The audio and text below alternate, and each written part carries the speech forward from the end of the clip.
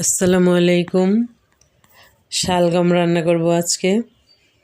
শালগম শীতের দিনের জন্য একটা খুব ভালো সবজি।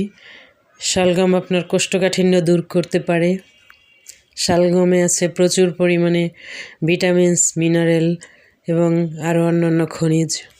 যারা দীর্ঘদিন কোষ্ঠকাঠিন্যতে ভুগছেন তারা নির্দ্বিধায় শালগম সবজিটা খেতে পারেন, অবশ্যই তেল মশলা কম দিয়ে। আজকে আমি চিংড়ি মাছ দিয়ে রান্না করব হালকা মশলা দিয়ে। এখানে সামান্য পেঁয়াজ বাটা, হলুদ, মরিচ সব কিছু অল্প অল্প করে দিয়েছি, আর ছোট কুচো চিংড়ি দিয়ে রান্না করছি।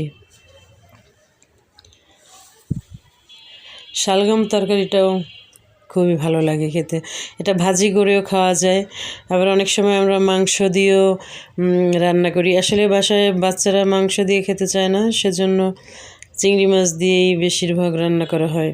তবে মাংস, মুরগি বা গরুর মাংস দিয়েও রান্না করা যায়। আমার রান্না অলমোস্ট ডান।